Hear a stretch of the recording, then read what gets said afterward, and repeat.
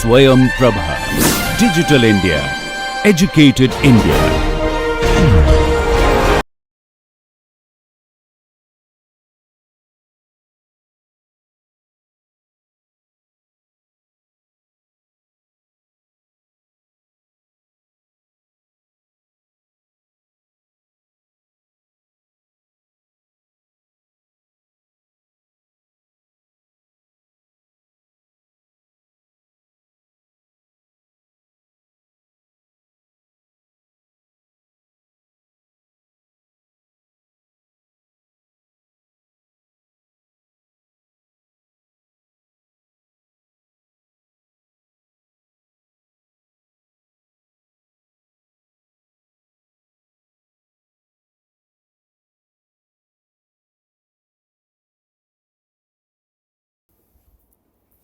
Welcome back. So today we are going to discuss the AC windings now, and in particular I am going to discuss the stator windings. Rotor windings we have already discussed, so today we are going to discuss stator windings, and we are of course discussing it with respect to alternator or basically synchronous machine, which is typically a three-phase machine. It could be a single-phase machine also, but most, big machines that we see all around in our grid are three-phase machines.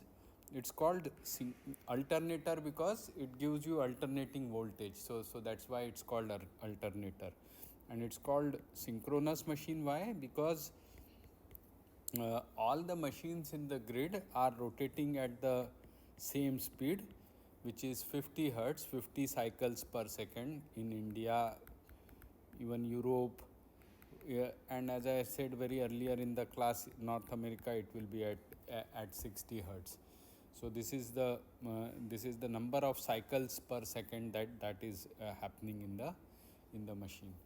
And as we had discussed earlier that suppose this is a two pole alternator.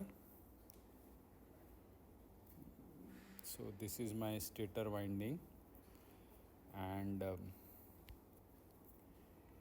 cut it further short, and suppose I'll just color it for the time being, instead of marking it all the windings on the rotor that we have already discussed.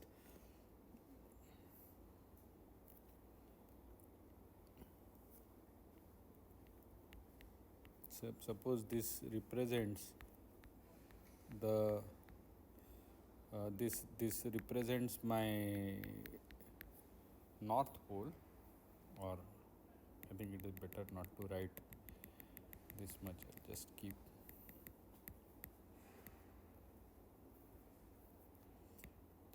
this much only. Yeah. So this is my north pole, this is my south pole. The width could be even shorter. It's okay. I have shown a very big face of the pole, and across constant air gap. So the be that if this is revolving at a speed omega, and let us say this, so this becomes my rotor, and here on the stator there is a air gap here. This what I'm sorry, let me change color here. This is what is the air gap. This color I have shown. This color is for the air gap. So you have air gap all around, and let us say that the conductor, traditionally I like to show it somewhere here. So this is a conductor. Usually I show one conductor, but there could be many conductors there. So there the two conductors like this will make one coil, but if I have like this, again like this, again like this, coming in series, then I can have n turns, as I usually call it, I'll use small n for this. So I can have here n turns concentrated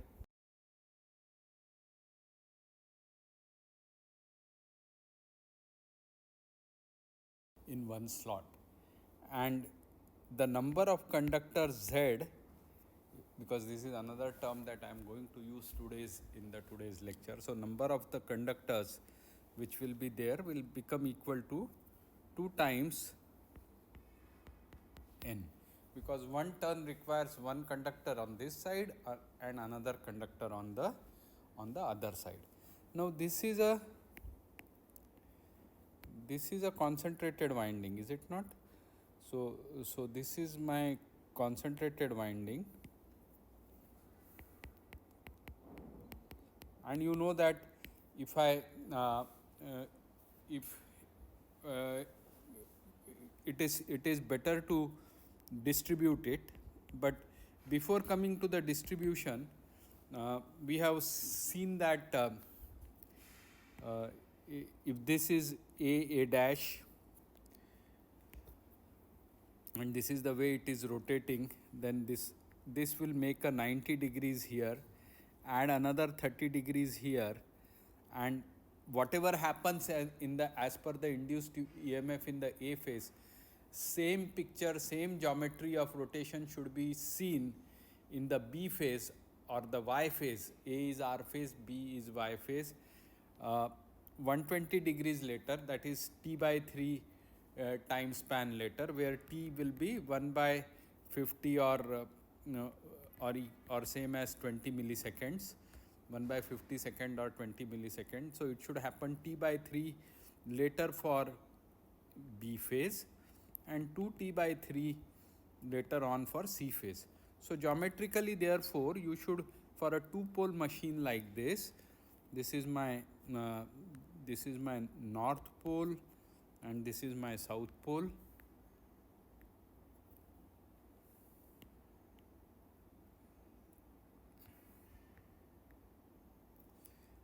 This is my south pole. So B phase will come somewhere here. 120 degrees later it should happen, and for C phase it should happen another 120 degrees later. So this will make it 60 degrees with respect to this angle. If you look at this angle is 60 degrees, so another 60 degrees will come somewhere here. So the C phase winding concentrated will come here and C phase will come, C dash will come later on. This is the picture of the concentrated winding, and this is a two-pole alternator. Now suppose instead of that I had a 4-pole alternator.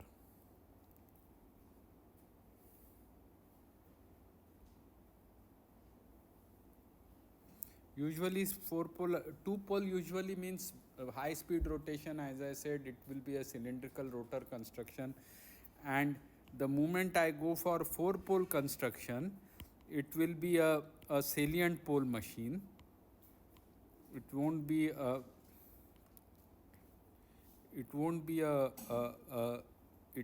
any more. So you will have a north pole here. 90 degrees later you will have a south pole here, then again a north pole, and then again a south pole. So electrically, we have discussed this earlier, electrical radiance, mechanical radiance. This is electrically 180 degrees.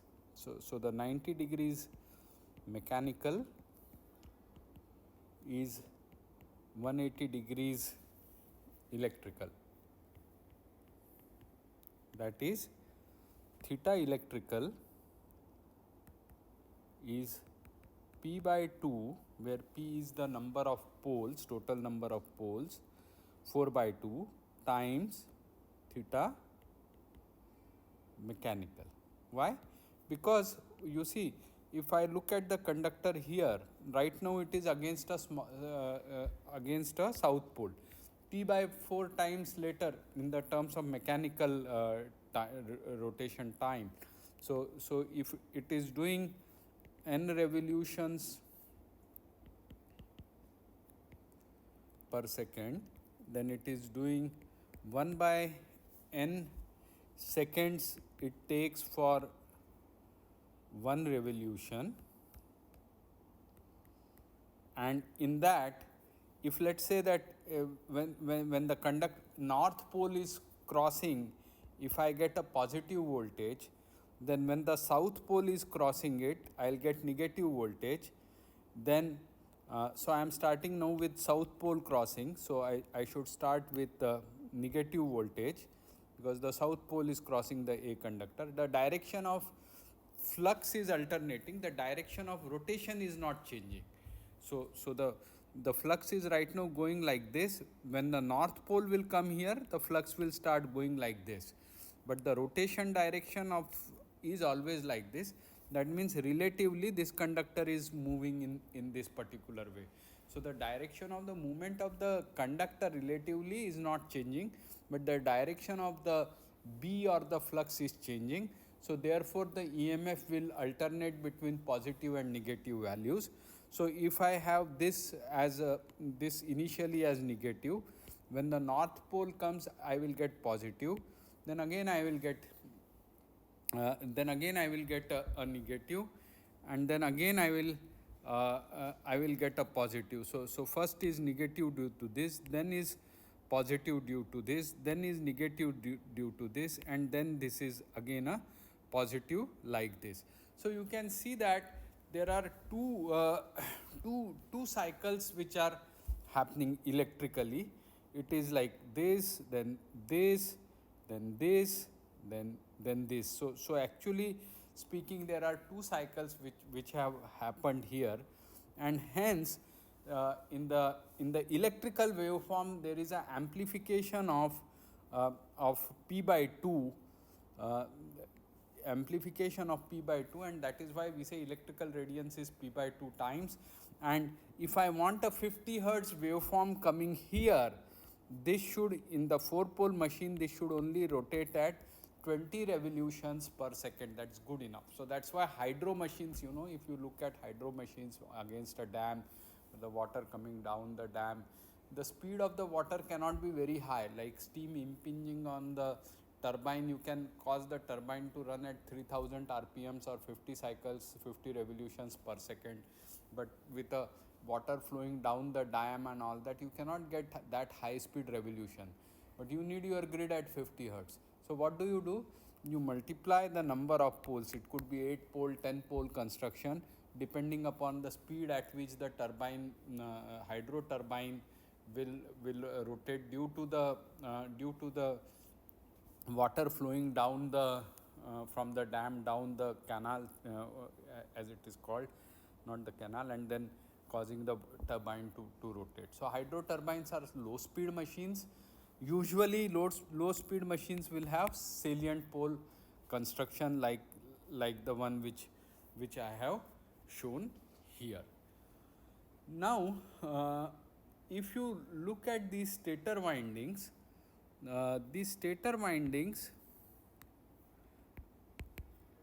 some things I repeat, but it's okay. I mean, I think sometimes I repeat some things, but those repetition is what sort of makes it stick here. It's true for me, and it would be true for you. The stator windings will be usually either a single layer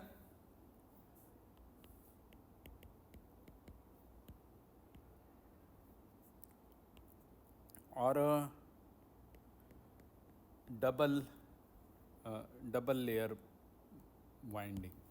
So if I want to illustrate you the this thing, and so and usually what will happen is that we will not have concentrated windings. That is never there. Windings are distributed, and that is is actually a main topic of that is the main topic of discussion today. Windings are distributed, and so right now let's just say that, let me take this same picture and say that I have distributed, I'll slightly change this position, I'm sorry, I'll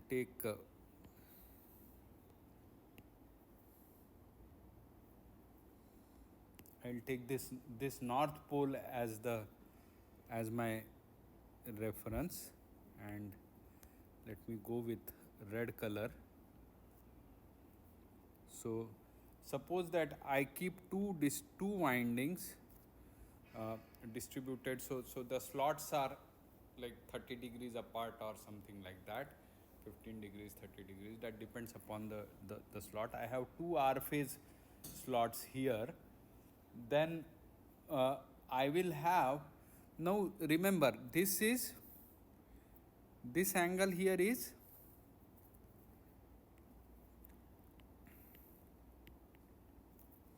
this angle here is 180 degrees electrical. It's 90 degrees mechanical, but it is 180 degrees electrical. So if I have to distribute this 120 degrees, if I want to look into it, then that will correspond to so what is the factor that I have got here? So I will have to have this is 180 degrees electrical, so 90 degrees mech is 180 degrees electrical. So 90 degrees divided by 180 degrees into 120 degrees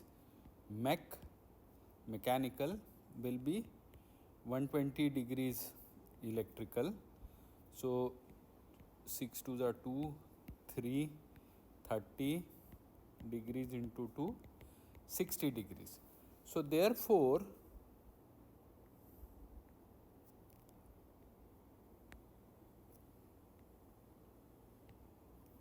if this is my A phase winding and the corresponding return conductors are going to be somewhere here, just somewhere here.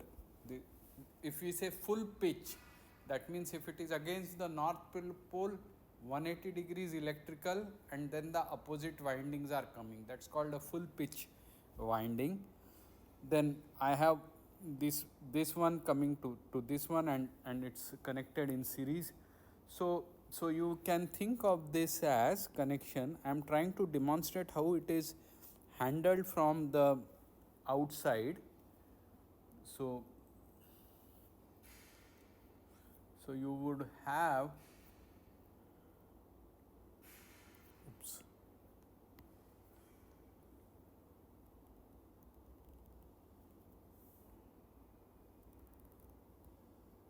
my diagrams are a bit difficult ones, but I'm sorry about that, and I'll use the other one just for the sake of avoiding. This is going to be connected to this, and this is going to be connected to this. So these are my R phase windings which are coming in series. And then after that, 60 degrees later, somewhere here, I'll change the color to yellow, thick lines. Somewhere here will 60 degrees later will start my Y phase. This color is not come out to be very good color. Okay, so this will turn out to be my Y phase, and it will have to go somewhere in below like this, and it will come and end somewhere here. it will move like this, and the B phase will come 30 degrees here. I'll make this color blue now, just a minute.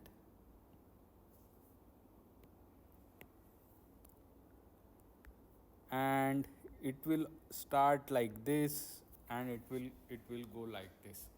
So the thing is, it's not very it's not very clear, but this managing it outside, inside, of course, they are cut. This is the pole face, this is the conductor, and then this is the flux is cutting this transmission line, this not transmission lines, these conductors, and then this pole phase is rotating, so there is a relative motion like this. But from outside, these three phase windings have to be properly connected. So the thing is like this. Suppose if this is my red phase winding, from the top it is going like this, then it comes down like this, then the Y and the B phase windings will go like this at the top, and then go like this, and one will go like this. So that they don't, they cannot touch. There has to be enough amount of clearance and all that. So if this is the R phase winding from the at the top, and there is no flux here, the flux and the poles, they are all below. These are called overhangs or whatever, the connections which are coming out, so that conductor coming from here goes like this, copper strip, then comes back down like this. So if this is my R phase, which I have shown here, then this is 180 degrees electrical or 90 degrees mechanical. In itself, there is a Y phase starting, so the Y phase also cannot come like this. So Y phase from outside will come like this, then go like this, and the B phase will come like this, and it will be going like this. So I hope this is a bit clear to you, how the mechanical construction is done, and then you can go and visit your machines lab and see how they are there. So in this, see, I have shown only 2 slots there, right? So there's just one layer I have shown. So this is what I have shown here is a single layer winding, but you can also have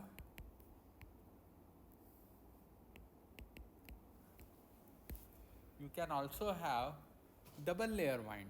So both is possible. Single layer winding is also possible, and double layer winding is also possible.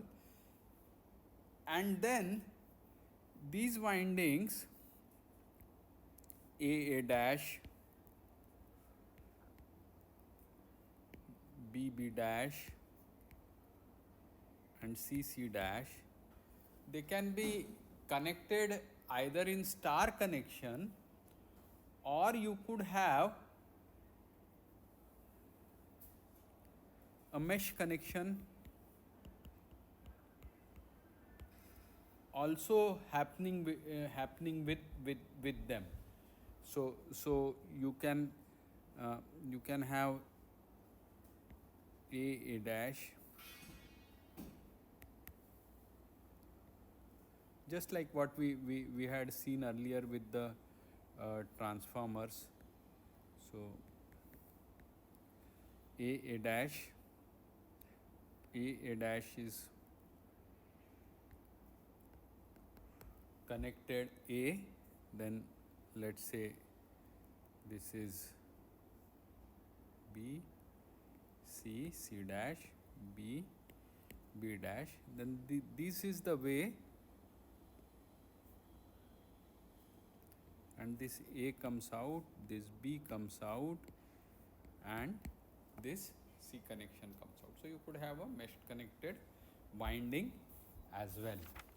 Now let's look at the expression for, this pen has become a bit funny. Where is my palette? Where is my black?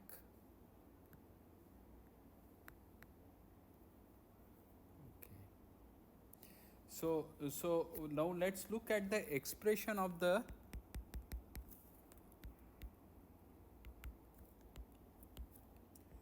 of the EMF, that is the voltage in our synchronous machine or the alternator. Actually, synchronous machine is a nice name. I prefer it to alternator because and this is a synchronous generator, as I would call it. You could equivalently, the same machine can also be used as a motor. So you can have a synchronous generator as well as you can have a synchronous motor. Now let's say that let there be Z number of, and incidentally this material I have picked up from the book by Electrical Technology by UGS, a very old edition. I have taken it, but the material is very standard. So let Z be the number of conductors in series. I use UGS a lot in my electrical teaching for basic electrical engineering. I really like that book. But machines, if you want to go in detail in machines, then I would recommend Fitzgerald Kingsley or MGC. You know, those are other two good machines. The UGS and MGC are basically British books, while huge. Not huge. The Fitzgerald Kingsley variety, and again there are many editions of that. The initial ones had much more detailed machines. Later on, they cut it out a bit because they have to add so many new things to it. They are from USA. I think one of them is from MIT, another one is from Northeastern University. So let's say that there are Z is the number of conductors in series per phase. Because why do I say per phase? Because we usually are dealing with 3-phase machines, and let's say phi is the useful flux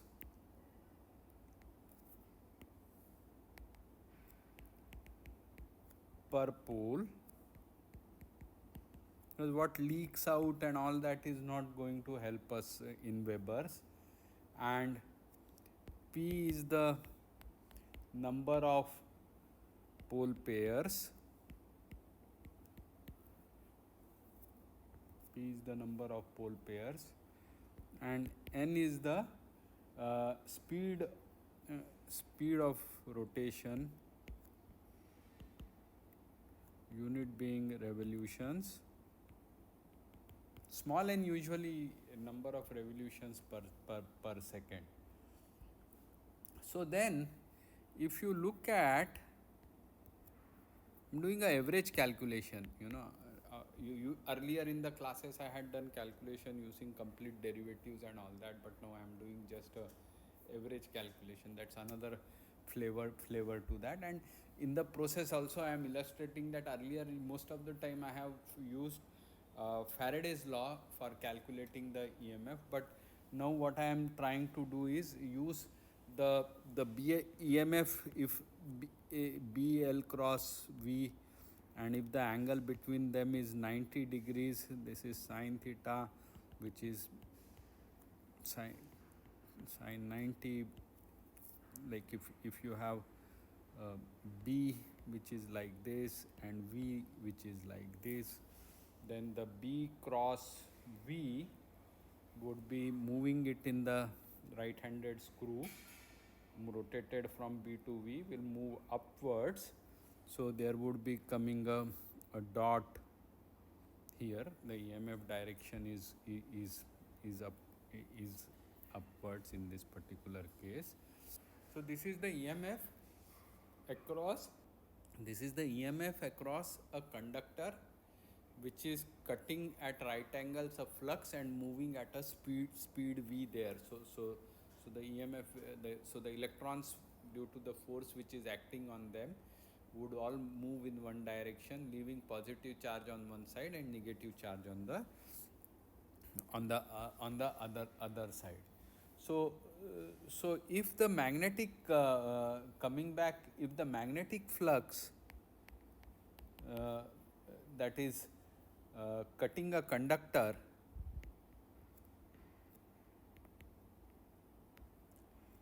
in one revolution is going to be phi into 2p. Why? Because it sees 2p poles, p pole pairs, so 2p pole pairs, plus minus plus minus plus minus. Right now I am only looking at the magnitude. Of course they are alternating, so if you strictly take the average is going to be 0. But I am trying to basically calculate the RMS value. That's why we have to calculate the RMS value. And I am thinking, as if I ignore the negative sign, then I will get a kind of a rectified kind of a wave, and then I know its average value. Then if I multiply it by a form factor of 1.11, basically if this is a sine wave, and if this is average 0, but if I look at it, if I ignore the signs, then it gets rectified like this. Now this, if I look at whatever is the average value of this, which is the area under the curve divided by the time period, and RMS is square and then the area under this curve divided by time period, and this basic trigonometry you can do it, then the RMS value divided by the average value, it is called as the form factor, turns out to be 1.11. So now here what we are doing is, we are saying that okay, it cuts a flux phi in one revolution, and there are two pole magnetic flux cutting in one revolution is when it cuts one pole, it cuts a flux of phi. When it cuts 2p poles, then it cuts a total flux cutting is phi into 2p, and therefore magnetic flux cut, flux cutting a conductor in one revolution is, sorry, in 1 second, that's already done one revolution, 1 second will be 2 phi p times of n, and so average EMF generated in one conductor is going to be 2 phi pn volts. Is it not? So this is what is the average EMF which is generated in it. If Z conductors are connected in series, then it will become 2 phi pn volts will become the average EMF which is generated.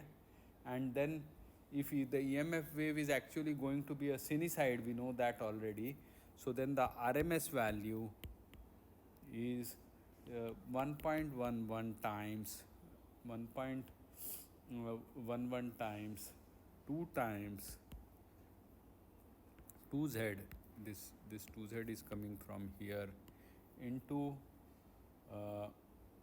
np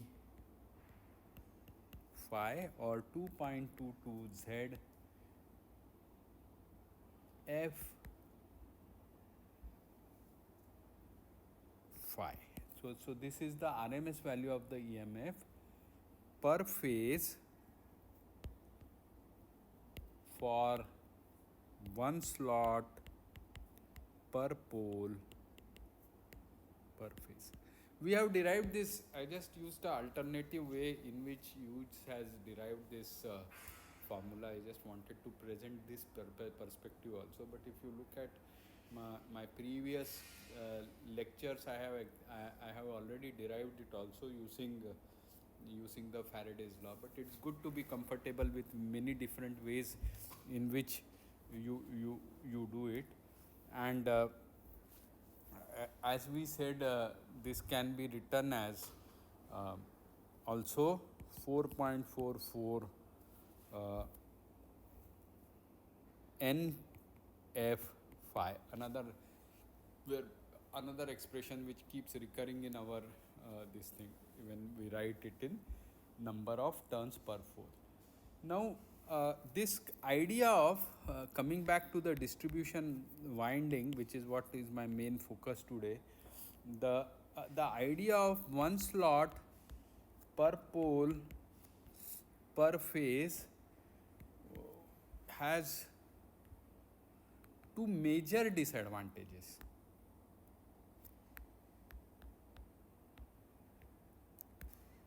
One is heating and another is lack of sinusoidal nature of voltage waveform, especially when dealing with salient pole machines. This is very true. So what happens is, if in one slot you want to concentrate all the windings, then too many conductors will come. Those series turns, connect turns, series turns which are coming, they are all getting concentrated in one slot, and each of the conductor has to be, of course, insulated and all that kind of thing. Then the center part of the conductors, in that slot, their heat dissipates radially outwards. So the center part of the conductor becomes very hot. This is one problem. So if you distribute it across, you have that geometry available, why not use it? So if you distribute it across, this heating problem comes down. And the second thing is, even though we taper poles to create a sinusoidal B type of waveform, it's not perfect, right? More good approximation, if the air gap is constant, is that the B looks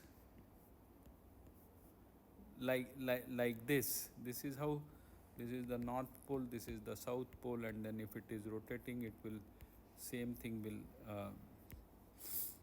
keep on happening. After some time, north will come and so on. So this is, you spread it out and the rotation, then this is the way, north south, north south, north south, north south, the conductor will see.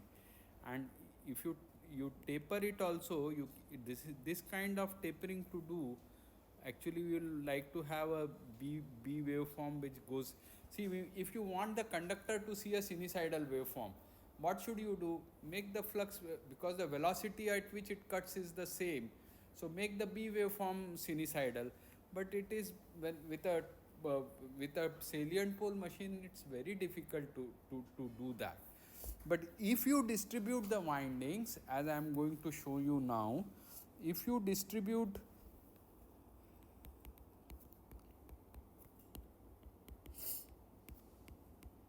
the windings, you can get a better sinusoidal EMF waveform. Let's see how. Suppose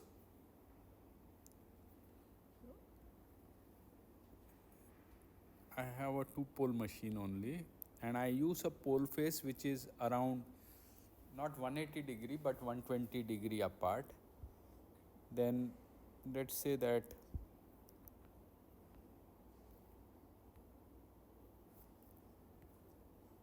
so 1 2 3 1 2 3 1 2 3,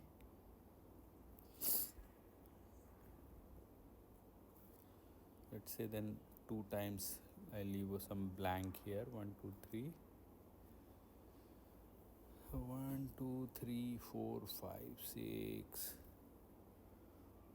I come back here, leave some blank, 1 2 3, and then go up here, and then 1 2 3, come back here.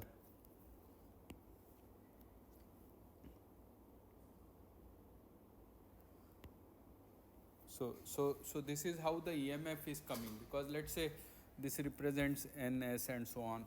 Now the conductor, this is my direction of the rotation V. Once it will, you know this.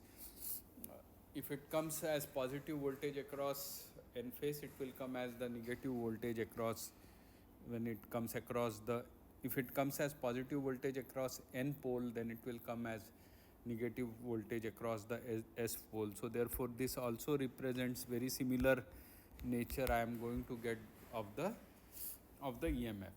Now suppose instead these are two 180 degrees apart, A dash, but I will call it 1 and 1, and then 30 degrees later I keep the next concentrated turn A2 dash. So I go connect here, then come back from somewhere here, connect to A2, connect back to A2 dash, series connection I have done of the coils. So I can amplify the voltage. If I do parallel connection, I will amplify the voltage, will remain same, the current will get amplified. So it depends upon how much voltage rating you want to have, how much current rating you want to have. But I am looking specifically at the series connection right now. The series is important. When you distributed, it should be in they should come in series, because then only you will get a nice sinusoidal waveform of the voltage. So now let's say I just for the sake of discussion change the color. 30 degrees later, this another turns voltage will start picking up. 30 degrees later, similarly equivalently in time, it is 30 degrees divided by 360 degrees will be t by 12 times later. You will have this coming up and it will go up to this. Let's just focus under the n side. Same thing will happen under the s side also. So this is my in time, this is what is happening, and this is the time distribution.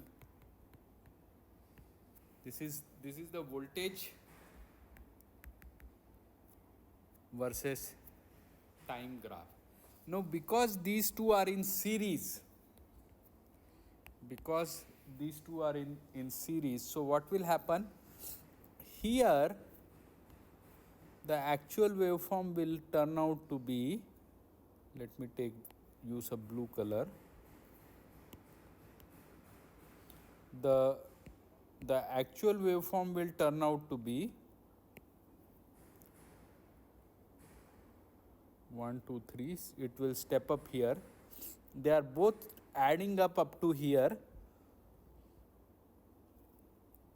Then the 1 voltage will come back to 0. So you will get a step down at this level. The double level will not be there, back to the original level. So if you look at it, the voltage waveform is like this, jumps up to this value, goes up, jumps down to half the value, and then comes up and then goes down. So you got a stepped distribution. So what will happen is what will happen is this stepped waveform makes it more closer to much more closer to a sinusoid. But then you see, if you look at it, if you think as I had said earlier also, that the stepped waveform can, in a Fourier analysis or Fourier series analysis, can be thought of as fundamental and then harmonics, and for the time being we are only interested in the fundamental voltage, the 50 hertz component, and we remove the harmonics which are rotating at double, triple and so on. You must have done Fourier series either in mathematics or you will do it in network analysis. Otherwise just take it from me and wait for it to follow in more detail in your future classes. So if you think of them as two sinusoids basically which are adding, then sinusoids alone can be represented by phasors, and you will have this as one, and let's say you have kept it 30 degrees apart, these two are 30 degrees apart. The two slots per pole, 2 slots per pole and per phase. So you and those are getting connected in series. So the both of them generate the same RMS or the same phasor voltage, but because the one is physically displaced or electrically displaced 30 degrees apart, the voltage in it is lagging or leading by the corresponding 30 degrees here. And so the resultant voltage is going to be, they are basically, both of them are, one is say N and another term is called say M. Then there are two slots N and M.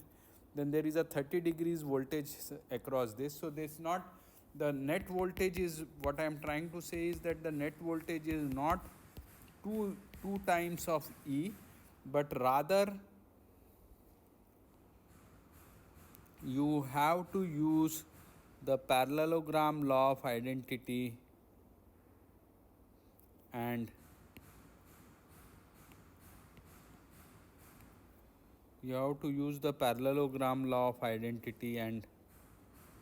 calculate it like this. So this will be 15 degrees.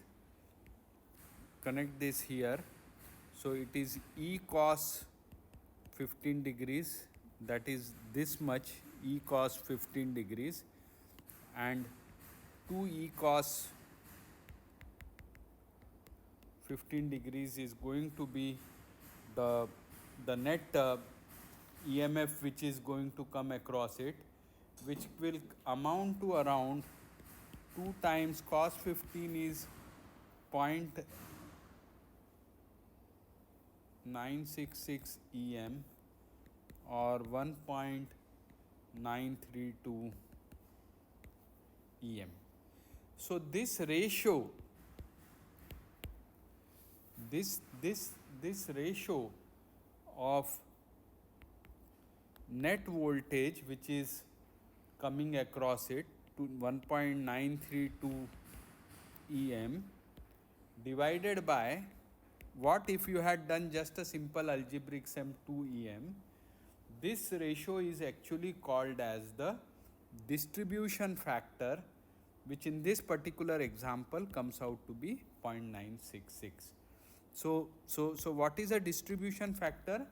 The EMF with a distributed winding divided by EMF with a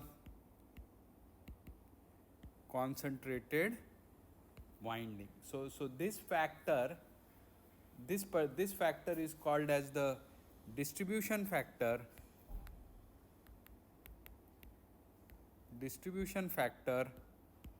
or also known as breadth factor or also known as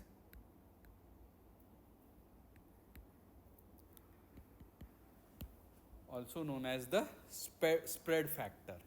Now to generalize this idea, because in general you can have M slots, number of slots per pole per phase. Why per pole? Because I gave you example of a 4-pole machine.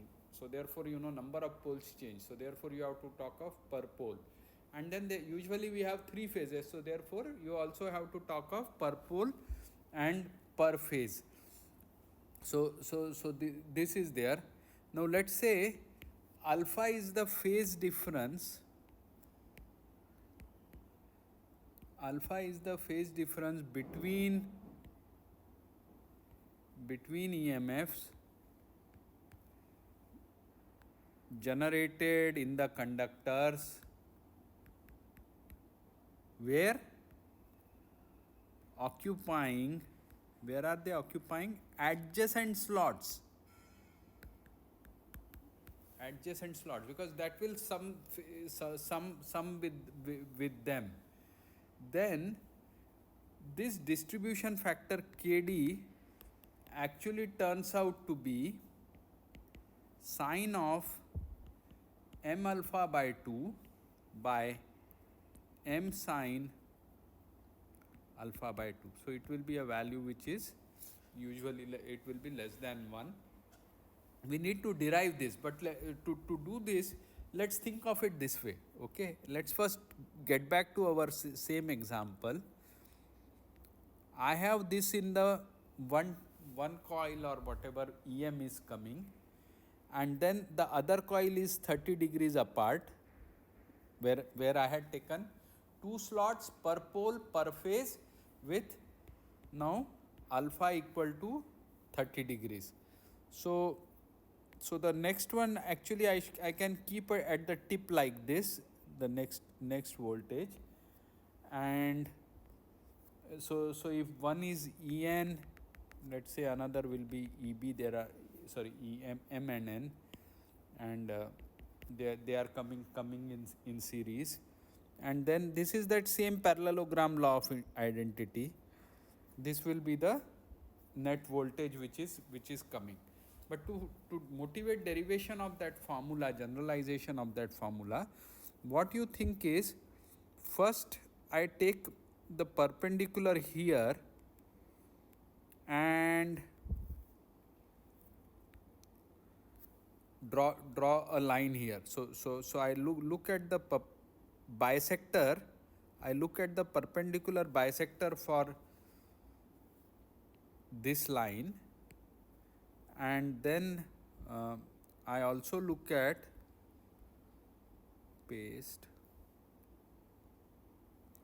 I also look at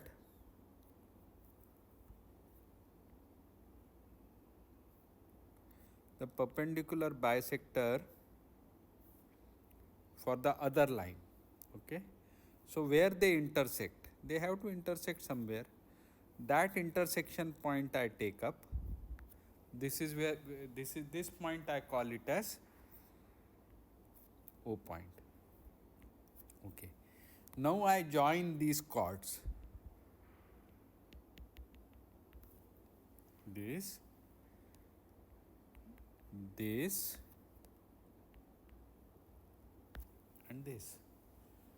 and this angle here, let me change for marking the angles.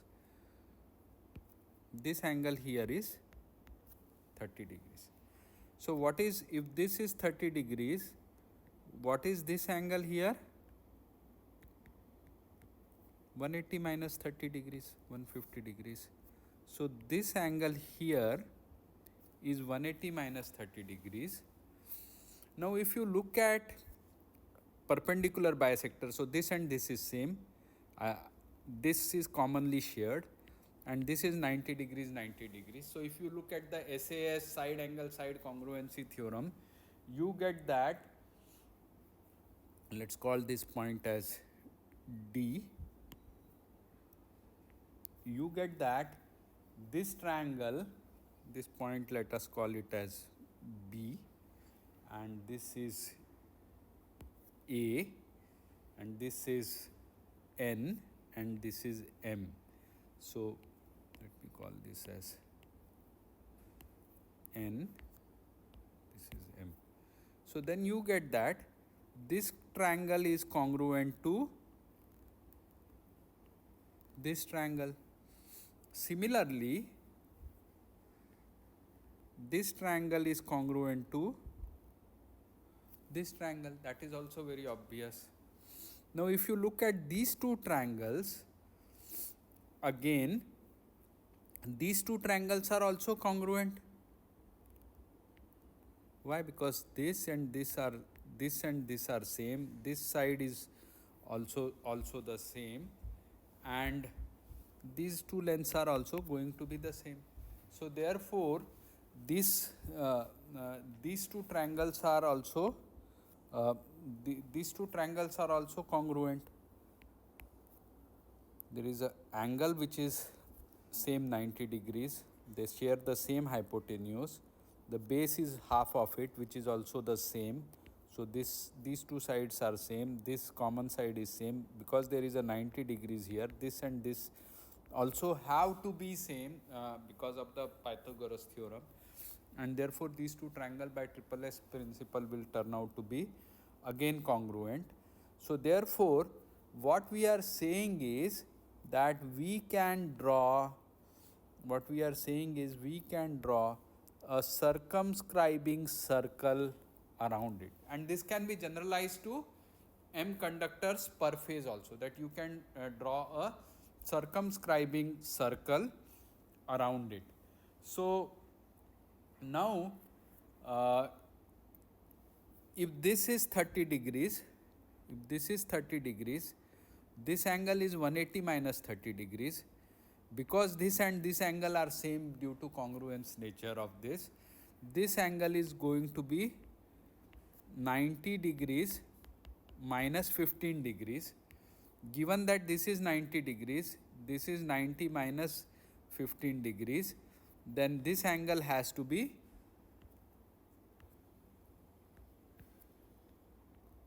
15 degrees. Similarly, this angle will be 15 degrees. Similarly, this angle will be 15 degrees and this angle will be 15 degrees. So therefore, alpha by 2, alpha by 2, alpha by 2, alpha by 2. In this case, we had two conductors per slot, m is 2. And if there are m conductors per pole, per slot, per phase, then you will get angle as m times of alpha. This whole spread here, this we are getting it as 2 because we have taken two conductors, two slots per pole per phase. So you get 2 alpha as the angle coming here, but otherwise you will get it as m alpha if there are m slots per pole per phase. Now this angle here is 30 degrees. This angle here is 30 degrees, and this is a right angle triangle. So therefore this is also perpendicularly bisecting this, because this is equal to this is equal to this is equal to this. So this is a perpendicular bisector sitting here. You know this angle is 90 degrees. You can check it out, I mean whatever I am saying. So therefore what is going to happen is that your resultant voltage is going to be equal to 2 times of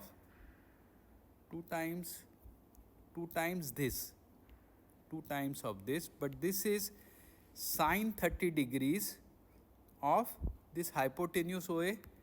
So therefore 2 into OA sine of 30 degrees, which I can write it as 2 times OA in general. This 30 degrees is what? M alpha by 2. It is actually M alpha by 2. The net spread, as I mentioned earlier, will be M alpha, and this is exactly cutting it halfway. So therefore it will be 2 times OA sine alpha by 2. And so this is going to be my net EMF. And if I look at the algebraic sum, I mean just simple netting principle, if I look at it, because what I am trying to see is by distribution how much I am losing in EMF. I know I am getting more in the sinusoidal nature of the waveform. I am also knowing that I am using the circumference of the rotor construction in a much better way. I also know that I am doing the heat dissipation in a much better way. But because they are somewhat angularly spread apart, they don't just multiply the voltage. It doesn't scale up as many times as this thing because of the spread. So that how much is that loss, that distribution factor, that I am trying to calculate. So therefore what I look at is, again I want to do the calculation in terms of OA only, because here OA has come. So unless I want to do net EMF divided by this, so I want this OAs to cancel out, otherwise I will have a problem. So hence I look at this particular triangle, this angle is alpha by 2 and this side is half, the EMF in that coil is exactly twice of this, and this half of this value is OA sine alpha by 2. So therefore I will get it as 2 times of OA sine alpha by 2, and then I should add this and this algebraic, but so as if they were just coincident, then I would get another factor of 2 coming here, or in general m coming here, another factor of m coming here, which for our case is 2 in this example. So therefore the distribution factor,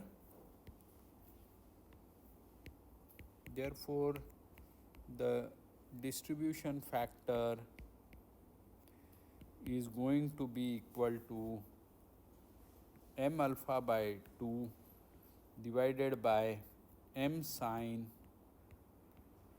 alpha by 2. झालं का रे वेळ? So let's stop here and we'll do one example and short pitching next time. Thank you.